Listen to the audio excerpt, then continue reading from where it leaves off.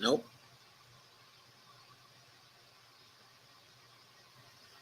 Twitter's having a problem. So I'm just going to remove this.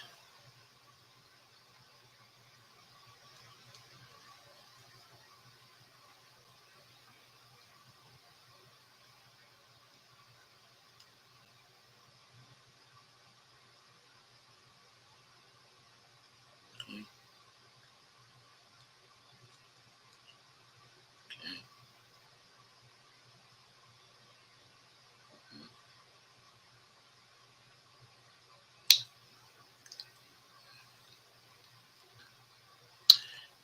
Hi, everybody. Uh, this is Empowering Democracy. I'm your host, Joe Firestone. Our topic for this stream is diffusing the derivatives time bomb. Stream is based on an article by Ellen Brown, most famous for her advocacy, of public banking. But in this, in the article, which the stream is based on, she's offering solutions to the derivatives problem. Of course, she outlines what that problem is, in the article. So right now, we're going to move to that article. And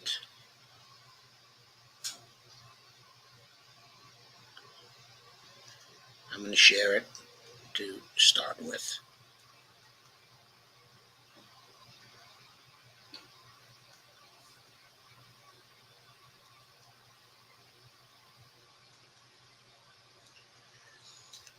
So this one comes from Sheer Post.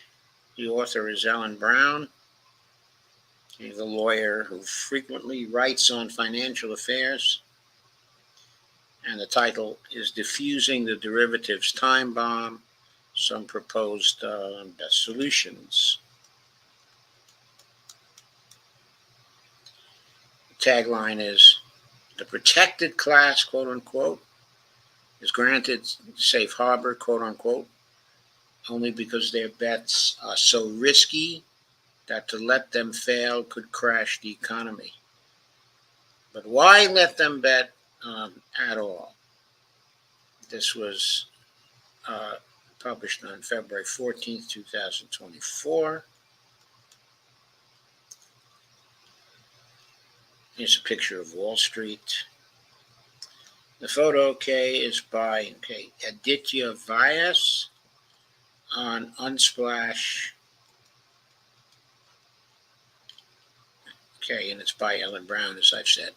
This is a sequel to a January 15th article titled, quote, Casino Capitalism and the Derivatives Market. Time for another, quote, Lehman moment, unquote, discussing the threat of a 2024, quote, black swan, unquote, event that could pop, the derivatives bubble. The bubble is now over 10 times the GDP of the world and is so interconnected and fragile that an unanticipated crisis could trigger the collapse, not just of the bubble, but of the economy. To avoid that result in the event of the bankruptcy of a major financial institution, derivative claimants, that is those who own, the derivatives, whose value is collapsing, are put first in line to grab the assets, not just, the deposits of customers, but their stocks and bonds. This is made possible by the Uniform Commercial Code, under which all assets held by brokers, banks, and, quote, central clearing parties, unquote, have been, quote, dematerialized, unquote, into fungible pools and are held in, quote, street name, unquote. This article will consider several proposed alternatives for diffusing what Warren Buffett called a time bomb waiting to go off. That sort of bomb just detonated in the Chinese stock market, contributing to its fall, and the result could be much worse in the United States, where the stock market plays a much larger role in the economy. The Chinese derivative crisis. The January 30th article on Bloomberg News notes that, quote, Chinese stocks, unquote, a brutal start to the year is being at least partly blamed on the impact of a relatively new financial derivative known as a snowball. The products are tied to indexes, and a key feature is that when gauges fall below built-in levels, the brokerages will sell their related futures positions, unquote. Further details are in a January 23rd article titled, quote, Snowball, unquote, of derivatives fed China's stock market avalanche, unquote. It states, quote, again, China's plunging stock market is leading to losses on billions of dollars worth of derivatives linked to the country's equity indexes, fueling a further selling as retail investors offload their positions. Snowball products are similar to the index-linked products sold in the 2008 financial crisis, with investors betting that U.S. equities would not fall more than 25 or 30%, which they did. Chinese shares rose on February 6th as officials took measures to prop up the ailing market, including imposing new zero-tolerance curbs for malicious short selling. The greater U.S. threat. The Chinese stock market is much younger and smaller than that in the U.S., with a much smaller role in the economy. Thus, China's economy remains relatively protected from disruptive ups and downs in the stock market. Not so in the United States, where speculating in a derivatives casino brought down international insurer AIG and investment bank Lehman Brothers in 2008, triggering the global financial crisis of 2008 to 2009. AIG, the famous very large insurance company, had to be bailed out by the taxpayers to prevent collapse of the too big to fail derivative banks, such as Goldman Sachs. And Lehman Brothers went through a messy bankruptcy that took years to resolve. In the December 2010 article on Seeking Alpha, quote, derivatives, the big banks, quadrillion-dollar financial casino, attorney Michael Snyder wrote, quote, derivatives were at the heart of the financial crisis of 2007-2008, and whenever the next financial crisis happens, derivatives will undoubtedly play a huge role once again. Today, the world financial system has turned into a giant casino where bets are made on just about anything you could possibly imagine, and the major Wall Street banks make a ton of money from it. The system is totally dominated by the big international banks. The speculators dominate the regulators. In a 2009 Cornell Law faculty publication titled How Deregulating Derivatives Led to Disaster and Why Re-Regulating Them Can Prevent Another, Professor Lynn Stout proposed stabilizing the market by returning to 20th century derivative rules. She noted that derivatives are basically wagers or bets. That before 2000, the U.S. and the U.K. regulated derivatives primarily by a common law rule known as the, quote, rule against difference contracts, unquote. She explained, quote, the rule against difference contracts did not stop you from wagering on anything you liked, sporting contests, wheat prices, interest rates. But if you wanted to go to a court to have your wager enforced, you had to demonstrate to a judge's satisfaction that at least one of the parties to the wager had a real economic interest in the underlying asset, I guess, and was using the derivative contract to hedge against the risk to that interest. Using derivatives this way is truly hedging, and it serves a useful social purpose by reducing risk. Under the rule against difference contracts and its sister doctrine in insurance law, the requirement of, quote, insurable interest, unquote, derivative contracts that couldn't be proved to hedge an economic interest in the underlying asset were deemed nothing more than legally unenforceable wages or wagers. Continuing with the quote, hedge funds, for example, should really call themselves, quote, speculation funds, unquote. As it is quite clear, they're using derivatives to try to reap profits at the other trader's expense. The rule against difference contracts died in 2000 when the U.S. embraced wholesale deregulation with the passage of the, thank you, Bill Clinton, Commodity Futures Modernization Act, CFMA. CFMA not only declared financial derivatives exempt from CFTC or SEC oversight. CFTC is the Commodity Futures Trading Commission. The SEC, of course, is the Security and Exchange Commission. It also declared all financial derivatives legally unenforceable. All financial derivatives legally enforceable was the opposite. The CFMA just eliminated, in one fell swoop, a legal constraint on derivative speculation that dated back not just decades, but centuries. It was this change in the law, not some flash of genius on Wall Street, that created today's $600 trillion financial derivatives market. The casino gets special privileges. Not only are speculative derivatives now legally enforceable, but under the Bankruptcy Act of 2005, derivative securities enjoy special protections. Most creditors are, quote, stayed, unquote, from enforcing their rights while a firm is in bankruptcy, but many derivative contracts are exempt from these stays. Similarly, under the Dodd-Frank Act of 2010, derivative claimants have, quote, super priority, unquote, in the bankruptcy of a financial institution. They are privileged to claim collateral immediately without judicial review before bankruptcy proceedings even begin.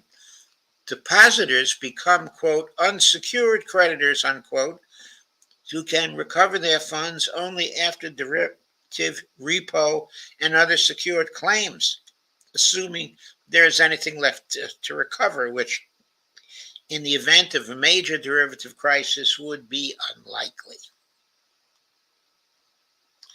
That's true not only of the deposits in a bankrupt bank, but of stocks, bonds, and money market funds held by a broker-dealer that goes bankrupt. By the way, most of the major banks, maybe all, are broker-dealers. Under the Bankruptcy Act of 2005, Sections 8 and 9 of the Uniform Commercial Code, quote, safe harbor, unquote, is provided to entities described in court documents as, quote, the protected class, unquote. The customers who purchase the assets have only a, quote, security entitlement, unquote, a weak contractual claim to a pro rata add of a residual pool of fungible assets, also held in the name of Seed, CEDE, and Company, the proxy of the Depository Trust and Clearing Corporation. As Wall Street financial analyst John Rubino put it in the January 27th podcast, what we used to think of as a bank bail-in, where they take your deposit in order to support a failing bank, that is now spread across the entire financial economy, where whatever you have in an account anywhere can just disappear because they're going to transfer ownership of it to these big dominant entities out there in the financial system that need those assets in order to keep from blowing up, unquote. Going on with the article, derivative speculators are considered secured, quote unquote, because they post a portion of what they could wind up owing, okay, as a margin.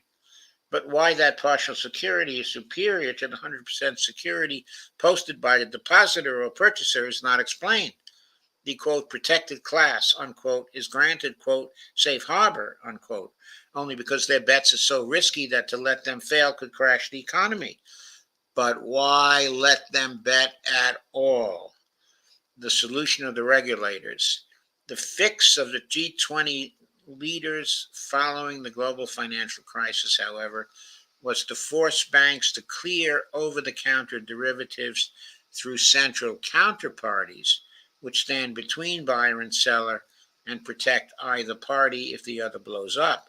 By March 2020, 60% of credit default swaps and 80% of interest rate swaps were centrally cleared. The problem, as noted in a December 2023 publication by the Bank for International Settlements, is that these measures taken to protect the system can actually amplify risk. CCPs, let me see what a CCP is here. Yeah, a central counterparty. CCPs tend to ask for more collateral than banks did in the pre-crisis world, and when a CCP, a central counterparty, hikes its initial margin requirement to cover the risk of default, this applies to everyone in the market, meaning cash calls are synchronized. As explained in a May 2022 article from Reuters, quote, it's logical that CCPs ask for more collateral during a panic. That's when defaults are most likely. The problem is that margin calls seem to have made things worse. In March 2020, for example, the so-called, quote, dash for cash, unquote, saw investors liquidate even prime money market funds and U.S. Treasury securities. Rampant margin calls, this is still a quote, have intensified a financial panic twice in as many years, with central banks effectively bailing out markets in 2020. That's better than in 2028 when taxpayers had to step in. But the problem of margin calls remains unsolved. Taxpayers didn't have to step in 2008. It's just that the central bank did not bail out the taxpayers. But she's right. The problem of margin calls remains unsolved. Going on with the quote, central counterparty, CCP clearinghouses that should consider asking clients for more collateral during good times to reduce the risk of destabilizing margin calls during a financial panic. A Bank of England official said on May 19th, unquote. That's the end of a very long quote. Yet all this, as Michael Snyder observes, is to allow the big international banks to run the largest derivatives casino that the world has ever seen. Why not just shut down the casino? Professor Stout's suggested solution is for Congress to return to the pre-2000 rule, under which such speculative derivatives bets were not enforceable in court. That would include reversing the super priority privileges in the Bankruptcy Act of 2005 and the Dodd-Frank Act. But it won't be a quick fix, as Wall Street and now defied. Congress can be expected to put up a protracted fight. Why? Because, as Senator Durbin once famously said, the banks own everything around here. He was referring to the Congress. What if the DTCC goes bankrupt? To remind me and you what the DTCC is, let me go back up to the beginning here.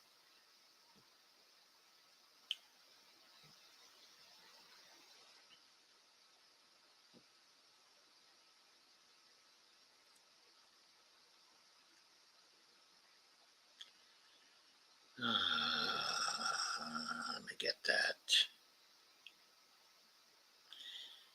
It's the Deposit Trust.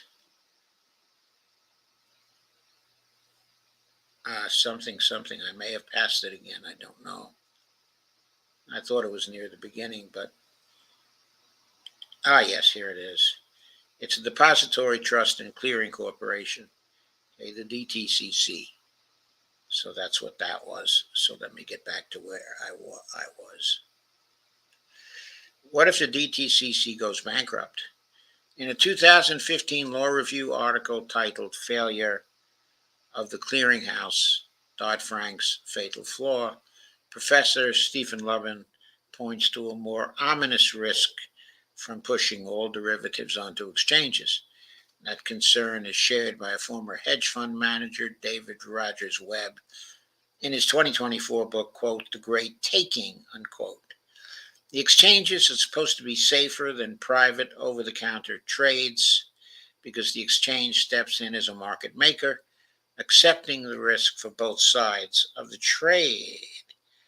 But in a general economic depression, the exchanges themselves could go bankrupt. No provision for that is made in the Dodd-Frank Act, which purports to decree, quote, no more bailouts, unquote. Still, reasons Professor Lobin, the government would undoubtedly step in to save the market from collapse. His proposed solution is for Congress to make legislative provision for nationalizing any bankrupt exchange brokerage or central clearing counterparty before it fails. This is something to which our gridlock Congress might agree, since under current circumstances it would not involve any major changes, wealth confiscation, or new tax burdens, and it could protect their own fortunes from confiscation if the DTC were to go bankrupt. Other possible federal solutions, well, that's one. That would be the rich man's solution. Yeah, government, protect all my stuff. Protect all my stuff. Because we believe in the free market, so protect all my stuff. Other possible federal solutions, another alternative that not only could work but could fix Congress's budget problems at the same time, is to impose a 0.1% tax on all financial transactions. See Scott Smith, The Tale of Two Economies, a new financial operating system showing that U.S. financial transactions, the financialized economy, are over $7.6 quadrillion, more than 350 times the U.S. national income, the productive economy. See my earlier article summarizing all that here. On a financial transaction tax curbing speculation in the derivatives. See also here, and here. So she's got a lot of articles on these issues. There are other possible solutions to customer title concerns. There is no longer a need for the archaic practice of holding all securitized access in the street name of seed and company. The digitization of stocks and bonds was a reasonable and efficient step in the 1970s, but today digital cryptography has gotten so sophisticated that, quote, smart contracts can be attached by blockchain-like distributed ledger technology, DLT, to digital assets, tracking participant states, terms, and other contractual details. The states of Delaware and Wyoming have explored maintaining corporate lists of stockholders on a state-run blockchain, but predictably the measures were opposed. The practice of holding assets in street names has proven very lucrative for the DTCC's member brokers and banks, as it facilitates short selling and the rehypothecation, quote unquote, of capital, of the collateral. The rehypothecation is just the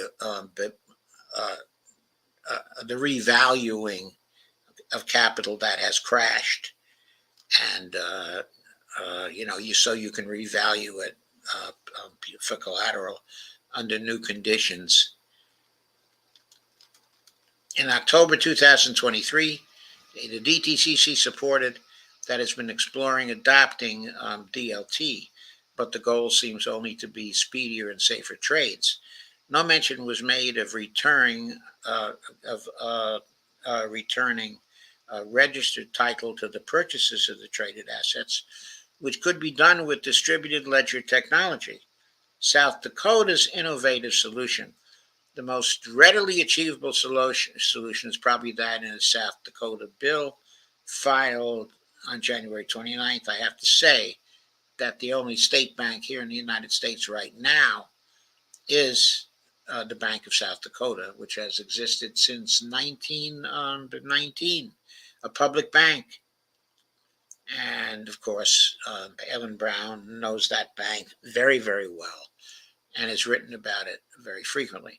The bill is detailed in a February 2nd article titled, You Could Lose Your Retirement Savings in the Next Financial Crash Unless Others Follow This State's Lead, which observes, quote, if your broker were to go bankrupt, the broker secured creditors, the people to whom the broker owes money, would be empowered to take the investments that you paid for in order to settle outstanding debts. To avoid a catastrophe in the future, a nationwide movement is desperately needed to alter the existing Uniform Commercial Code. Of course, that won't be easy to accomplish, especially because bank lobbyists and other financial interests will almost certainly fight kicking and screaming to stop policymakers from taking away their advantage over consumers. The good news is this quote great taking can be stopped at the state level. Americans don't need to count on a divided Congress to get the job done. Because the UCC is a state law, state lawmakers can take concrete steps to restore the property rights of their constituents and protect them in the event of a financial crisis. On Monday, South Dakota legislators introduced a bill that would do just that. Okay, the legislation would ensure that individual investors have priority over securities held by brokerage firms and other intermediaries. It would also alter jurisdictional provisions so that cases are determined in the state of the individual investor rather than the state of the broker, custodian, or clearing corporation. This would ensure that individual investors are able to rely on the laws of their local state, and it would also create incentives, of course, for this change to become part of the UCC code for all the states inside the United States, of course. Going on with the article. Hopefully, other states will follow South Dakota's lead. Tennessee, for one, is reported to have such a bill in the works. How do we get these bills passed, though? Remember, the lobbyists are not only very powerful at the national level, they're also extremely powerful at the state level, as the advocates of state-level single-payer have been finding out. In other words, legislators at the state level are often very much bought by the various sectors of the economy and their lobbyists. This is certainly true in healthcare. I suspect it's going to be very true, in banking also. So, how can the consumers be protected? How can the derivatives time bomb be diffused? The answer to the question is the only way this is likely to happen anytime soon. The only way that the consumers who buy in, who just is sitting there and is subject, to the derivatives market and the impact of it on the rest of the economy, the only way consumers can be protected, of course, is through a Dump the Corruption campaign that puts in people at all levels, federal, state, and local, who are not beholden to big money and who have the interests of their voters and their consumers, at heart. So, in order to do what is suggested by Ellen Brown here, in order to implement her solutions, we need a successful Dump the Corruption campaign. Just as to implement the solutions Jerry Epstein was calling for, in the earlier stream I had, at 8 o'clock, we need, a Dump the Corruption campaign to implement these very good policy suggestions from Jerry Epstein, and Ellen Brown. And so that's what's at issue here. Dump the Corruption is at issue here too. And Kay Ryan says, Steve Wolfman says, hello. Stephen says, I miss Robert. I met him at Occupy Wall Street. Doc, you need to address the coming of humanoid robots affecting our economy. They're very close to arriving. Everything is about to change. This planet has reached a tipping point. And Steve Wolfman says, Robert Scheer. Yeah, this is Robert Scheer's place. Kay Ryan says, hi, Joe, and Steve knows what happened when Truthdig went under. A new place was started, by Robert Scheer, called the Scheer Post. And a number of authors went from Truthdig to where he was. Okay, Truthdig is back, but it's not the publication, okay, that it was. SharePost is probably already, okay, a better publication. So Kay says, hi, Joe and Steve says, AGI, ET, fusion energy, quantum computing, singularity, zero point energy, all is happening at exponential speed. I know, Steve. I've been watching the science also. And Steve says, hey, Kay, fasten your seatbelts. And Steve says, Doc, what do you think of investing in Tesla? If that robot Optimus takes off, they will own in the world. Well, you have to evaluate whether the robot Optimus is going to take off or not. Do we have enough information to do that? But I don't have enough information, okay, to do that. Andy says, just got here. What did I miss? Steve says, should I gamble on it? China has some good models as well. Well, maybe then it's better to invest in China. I don't know, in the Chinese companies. Andy Candy says, just got here. What did I miss? Well, you missed the 8:30 to 9 o'clock stream, which is what this is. I'm just winding up this stream because I probably have to go over to D's. But as it is, I'm not even sure about that. Let me bring up my Facebook again and see. Uh, okay, see what's going on here. I don't know if I'm expected over there. If I'm expected over there, I'll have to go to Around the World with Dee and friends. I'm already 5 minutes late. Yeah, there is a show tonight. So she has a link for tonight's show. So I'm going to have to go over there. Thank you very much for coming, folks. I guess you'll have to catch this video as well as my 8 o'clock video. Andy, I had two streams, one at 8, one K at 8:30. They both are videos by now, so you can catch them, okay, on YouTube.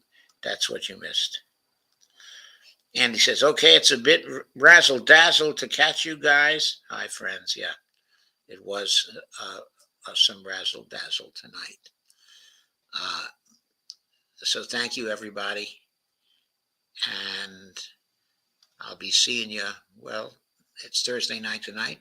I'll be seeing you tomorrow night. I'll have some Julian Assange stuff tomorrow night. And I will also be doing a piece by Chris Hedges on Julian Assange and a piece on where the